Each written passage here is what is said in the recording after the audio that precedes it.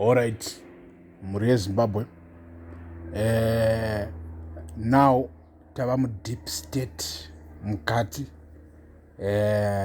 Ndakuuyisa dziya dzekuti chero imi munonyatso kunzwa kuti all right, things are now happening inside Zimbabwe. So muri Zimbabwe chiri kuitika right now ndechekuti comrade Takawira vandipa information about a petition yasubmitwa right now today, yasubmitwa nas, and this petition is coming from the People's Army. So muri Zimbabwe vanoremember kuti chinonzi the People's Army chi. The People's Army masoja emuzimbabwe ari kumira neconstitution. Takakuudzai muri Zimbabwe kuti things are going to happen, and it might take a little bit, but things are already on the way.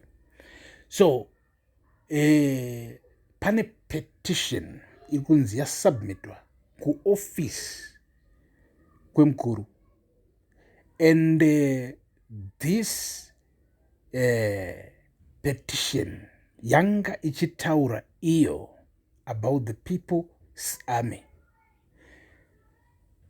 Pachinzi ipo hazvisi kuzopera zvakadaro.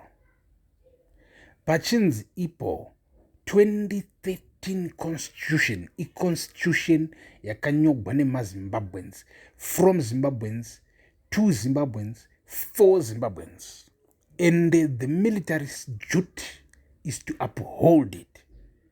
To uphold that constitution is to make sure that as long as that constitution ya 2013 iri zvairi kuti ichinjwe, panofanira kutevedzerwa zvairi futi zvainobvumira iwo kuti unofanira kuita kuti widi uichinje, kwete kuita mukofera muchidzvenga mutemo. Muri Zimbabwe ukaona mapetitions kana kwakuudzwa unzi pane a petition yasubmitwa kuna president. So let me tell you about these things, because some of you might be confused. So mapetitions mu system yemuzimbabwe anosubmitwa from time to time. Anenge achitaura sometimes inenge ichitaura about what is needed within the military, what is lacking in the system, or where maybe vakuru vari corrupt etc. Anditi kuti president vagadzirise or vaite look into those issues.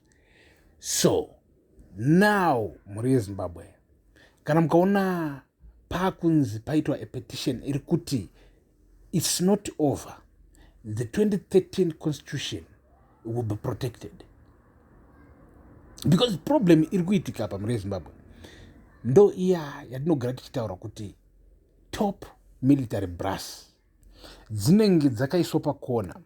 So first of all, vanhu ava vanenge vapiwa mafinancial benefits, and then secondly they are being watched. Remember about these three sectors: CIO, Zimbabwe military intelligence, and the police. These guys, according to the information allegedly, they are watching, they are looking over each other, they are watching each other. But vose vanenge vachiripota back to the president neinformation yavari say. So it's hard for the military generals, especially munyika yakaita seZimbabwe yekuti we don't have 10 years after maitika a coup. It's hard kuti military generals aronge mwe coup, because the president is very aware kuti these guys might do it. And as you can see kuti vose ava vapana vekuti hapana kana ne 2 years experience as a military general. Hapana ne 2 years experience, because mnangagba onge achishafula achivhunduka kuti akakurega uripo unomutengesa. You understand that part? So now muri Zimbabwe, let me get deep into this. Let me get deep into the problem iri nyika yedu right now. ende ndoda kumboti ndimbokutaridzai also something positive, but ndisati apinda kune that positive thing, there's a big problem yandoda kuti ndikutaridzei right now. And that big problem rezimbabwe ndeyekuti somewhere somehow Mnangagwa has been able, to consolidate so much power that wakushandisa mari kataura power apataura mari chacha straight kuti he made so much money mumazuva ake upresident. Regai titaure about zviri kushandiswa mari yacho naMnangagwa. Munhu wokuti unoza maybe kukura uchitambura here kana inhamo here kana kuti chichiitika, because munhu wokuti mari unoishandisa zvisiri izvo, unoshandisa mari zvisiri izvo ende hanyari anditi, because murezimbabwe bribing is real and we can see it. They are still bribing vana magaya right now.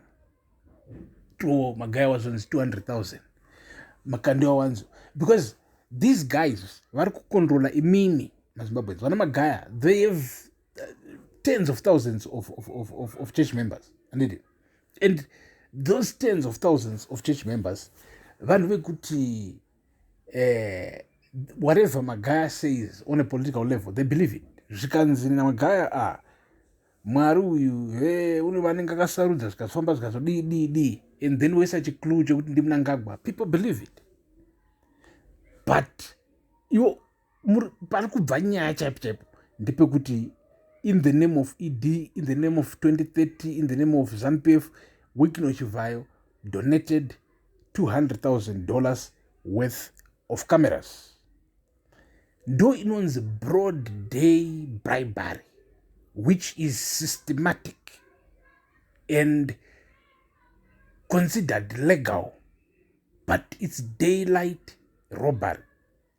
People, vana veZimbabwe, we are being robbed because some people now unoona vanenge vakuti mungaita zvenyu jealous but Wikino Chibaba boys, mungaita zvenyu jealous but agwire chibaba etc.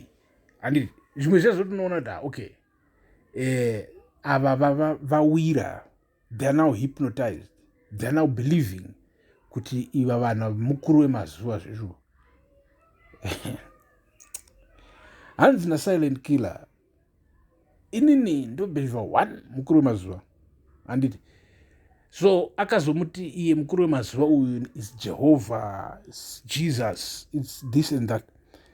I mean, vazhinji vedu takakurira muchikristu, tinotenda kuti chikristu is the only way, but do you know kuti pano pasi patigere right now tine population ye around 8 billion people. Do you know kuti makristu mangani from all of those people? Well, Christianity is the biggest religion, by the way. I know, it's around 2 point something billion Christians, which means 5 point something billion people ava believe muna Jesu. Kana zvakadaro vanhu vazhinji vari kurasi, vari kunotsva, asi vamwe vanokuudza kuti chero zvawabhilivha as long as mwoyo wako uri right unonopinda denga. Okay, so murezimbabwe tati izvi zvokubhilivhiswa kuti shuwa aichibaba mukuru wemazuva, it's a businessman, vanhu vari kumujerasira kana kuti vari kuita sei, don't believe it. Iyo imari yaED, infact haisi yake, imari yenyika iri kushandiswa kukontrola vanhu. Unokontrola vanhu by buying influencers. Ma-influencers ari very powerful munyika, ndevanobata munyaya dzozvomweya. uko ndo kunokontrolwa vanhu. Just imagine vana Johan Marange mazifamily avo ndimamwe mazi vanhu ekuti vane mazimari anohlisa, but uchenjeri hwavanahwo ndehwekuramba vachizvidza the holy. Apa vanenge vachitora hundreds of thousands from members each and every month, and for years and years. That's why muchiona ukuru hwechurch huchigwigwamwa, because it's a big business, it's a big organization. And so izvi ndo zviri kuitika, and tiri kufanira kuzvigadzirisa right now munyika yeZimbabwe. So tiri kunzwa isusu the People's Army yakandira a petition. Stay tuned, tichange chikupai more ma-updates. Peace.